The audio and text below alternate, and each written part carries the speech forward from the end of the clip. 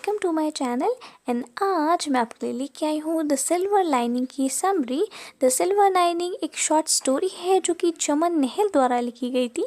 And ये कहानी है एक 8 साल की लड़की प्रमोदिनी के बारे में, जो कि डेफ और डम्ब होती है, जो ना बोल पाती है और ना सुन पाती है। और उसके जो पेरेंट्स होते हैं वो काफ़ी दुखी होते हैं, क्योंकि उन्हें उसकी चिंता होती है कि भविष्य में आगे फ्यूचर में उसका क्या होगा और कितनी डिफ़िकल्टीज़ का सामना करना पड़ेगा उनकी बेटी को, और वो उनकी बेटी शायद एक नॉर्मल ज़िंदगी नहीं जी पाएगी। लेकिन तभी एक इंसान आता है उनकी ज़िंदगी में, एक इंसान आता है, एक स्ट्रेंजर आता है जो उनकी ज़िंदगी को खुशियों से भर देता है, आशा और होप से भर देता है, और उनकी ज़िंदगी फिर खूबसूरत हो जाती है। तो हम समरी शुरू करते हैं। जो सिल्वर लाइनिंग का मतलब होता है आशा की किरण या एक होप, एक पॉजिटिविटी जो एक ज़िंदगी में आती है, लोगों की खुशियाँ हम कह सकते हैं। हम समरी शुरू करते हैं। जो नरेटर होता है वो कहानी बताना शुरू करता है, और नरेटर है इसमें मिस्टर डांडा। वो कहानी बताना शुरू करते हैं, अपना एक्सपीरियंस साझा करते हैं कि एक बार वो एक प्राइवेट गेस्ट हाउस में रुके थे, एक रिजॉर्ट में रुके थे, जो एक हिल रिजॉर्ट था, जो उनकी फ्रेंड ने रिकमेंड किया था। और जो रिज़ॉर्ट था बहुत ही ज़्यादा खूबसूरत था, एक ऐसे इलाके में था, हिली इलाके में, जहाँ ज़्यादा आवाजाही नहीं थे। वो रिज़ॉर्ट बाकी सारी सहूलियतें थी, रोड से करीब था, पोस्ट ऑफिस से करीब था, सारी दुकानें करीब थी, और बहुत एकांत और शांत इलाके में वो रिज़ॉर्ट था। ये जब वहाँ जाके ये रहे, तो वहाँ के जो होस्टेस थे, मतलब जिनका ये रिज़ॉर्ट था, वो बहुत ही अच्छे इंसान थे। वो थे मिस्टर भंडारी, जिनका ये रिज़ॉर्ट था, हिल रिज़ॉर्ट, और उनकी वाइफ मिसेस भंडारी। ये दोनों होस्ट थे जो बहुत ही अच्छे से स्वागत करते थे। मिसेस डांडा कहते हैं कि जब मैं इनके घर में गया, जब मैं उस रिज़ॉर्ट में रुका, तो उन्होंने मेरी इतनी अच्छे से मेहमान नवाजी करी, मुझे इतने प्यार से बुलाया और मुझे सारा सामान बताया कि क्या रिज़ॉर्ट है, और मेरे लगेज के बारे में सब चीज़ें पूछी। और मुझे उनसे बातें करने के बाद ऐसा लगा जैसे मैं इन्हें काफ़ी टाइम से जानता हूँ। मिस्टर भंडारी जो इस रिज़ॉर्ट के मालिक थे, वो नॉर्थ इंडियन थे और काफ़ी ह्यूज और लार्ज बोनी, लाइक लंबे चौड़े इंसान थे, और बहुत ही ज़्यादा वेल मैनर्ड और बहुत पोलाइट थे। और जो इनकी वाइफ थी मिसेस भंडारी, वो साउथ इंडियन थी। मिस्टर भंडारी नॉर्थ इंडियन थे और इनकी wife Mrs Bhandari south Indian थी, जो काफ़ी डार्क थी, लेकिन बहुत ही प्लीजेंट और बहुत ही स्माइली फेस और बहुत ही ज़्यादा काइंड थी। जब मिस्टर डांडा उनके रिज़ॉर्ट में गए, तो मिसेस भंडारी ने उनका बहुत अच्छे से स्वागत किया। दोनों भंडारीज ने बहुत अच्छे से स्वागत किया, और उनको चाय पूछी, उनका लगेज पूछा, और उनकी बातें करी। और मिसेस डांडा को लगा कि जैसे इस परिवार को वो बहुत पहले से जानते हैं, और जैसे ये लोग स्ट्रेंजर्स नहीं हैं। वो वहाँ पे रहने लगे। तभी उन्होंने देखा कि एक खूबसूरत प्यारी सी इनकी बेटी थी। मिस्टर भंडारी और मिसेस भंडारी की एक बेटी थी, प्रमोदिनी, जो एक छोटी सी प्यारी सी 8 साल की बेटी थी, और वो बहुत ही खूबसूरत थी।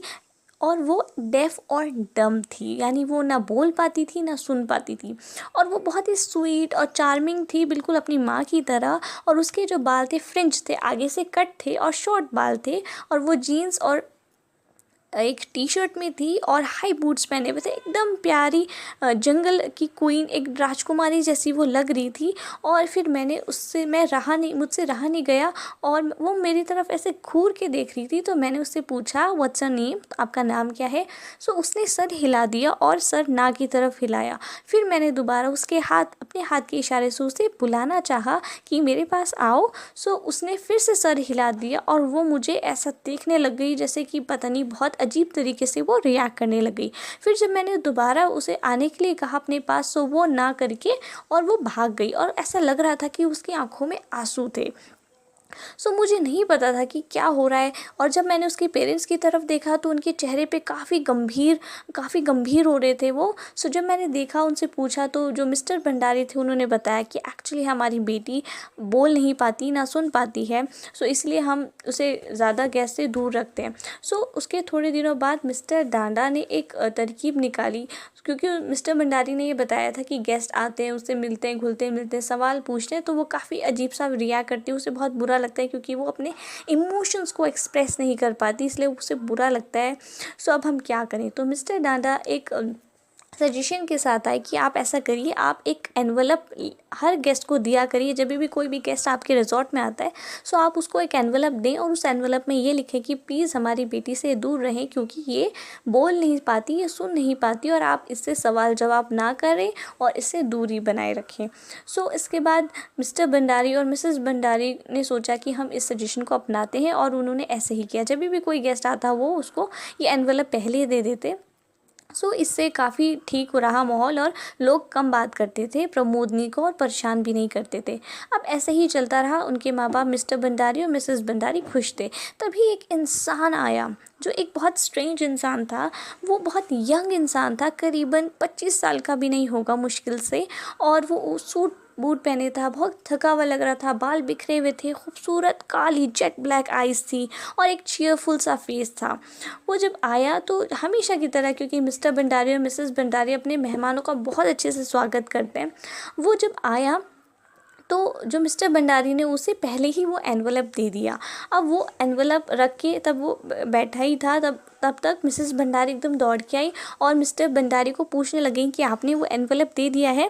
सो मिस्टर भंडारी बोलते मैंने पहले ही दे दिया है। तो मिसेस भंडारी पूछती है जो ये इंसान आया है जो 25 साल का है, जो कोट वगैरह पहने है, नया जो इनका गेस्ट है वो है मिस्टर डेविड, इनका नाम है मिस्टर डेविड। सो मिसेस भंडारी मिसेस डेविड को बोलती हैं कि आप कॉफ़ी लेना पसंद करेंगे, आप थक गए होंगे, और वो एक दो सवाल पूछती हैं, लेकिन जो मिस्टर डेविड है वो जवाब नहीं देते और वो अपनी जेब से वो निकालते हैं एनवलप जो मिस्टर भंडारी ने दिया होता है, वो पढ़ने लगते हैं और पढ़ के वो बाहर चल जाते हैं जहाँ पे प्रमोदिनी खेल रही होती है। वो प्रमोदिनी जो रिजॉर्ट होता है उसके बाहरी गार्डन होता है वहाँ पे खेल रही होती है।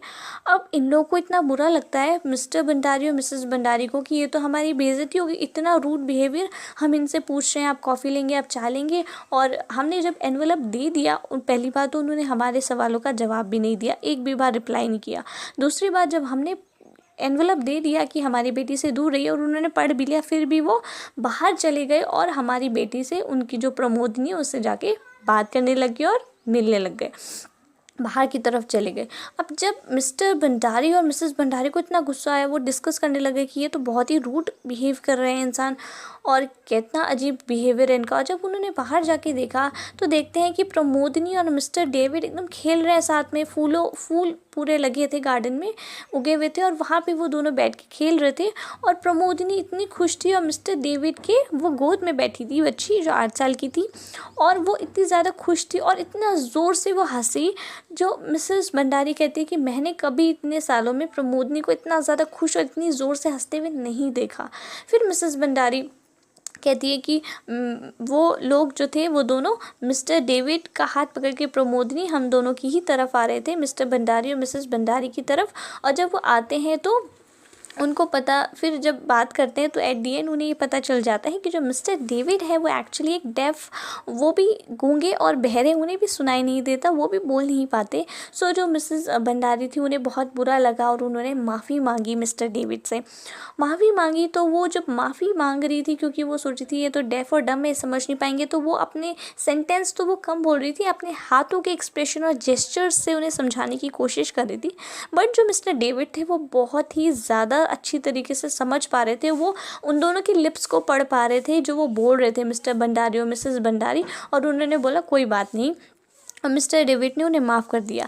बाद में उन्हें मिस्टर डेविड ने बताया, जब वो मिस्टर डेविड को कोई भी उन्हें बात करनी थी तो मिस्टर डेविड हाथों से समझाते थे, या कुछ उन्हें ज़्यादा लंबी बात करनी होती थी तो मिस्टर डेविड लिख के बताते थे मिसेस भंडारी और मिस्टर भंडारी को। सो फिर उन्हें पता चला कि मिस्टर डेविड एक्चुअली एक डम और डेफ इंसान है, लेकिन ये अभी बाहर से लौटे हैं, बाहर से एक इंस्टीट्यूट से लौटे हैं जहाँ पे सिखाया जाता है, बात करना सिखाया जाता है, गूंगे लोगों को बोलने की कला सिखाई जाती है कि आप कैसे कम्युनिकेट करें एक दूसरे के साथ। और वो ये कहते हैं कि मैं वहाँ से ये कला सीख के आई हूँ एक इंस्टीट्यूट से, जहाँ पे मेरे जैसे हैंडीकैप बच्चों को, मेरे जैसे जो बोल नहीं पाते, सुन नहीं पाते, ऐसे बच्चों को सिखाया जाता है ताकि वो अपनी ज़िंदगी बेहतर तरीके से जी सकें और अपनी ज़िंदगी आसान कर सकें।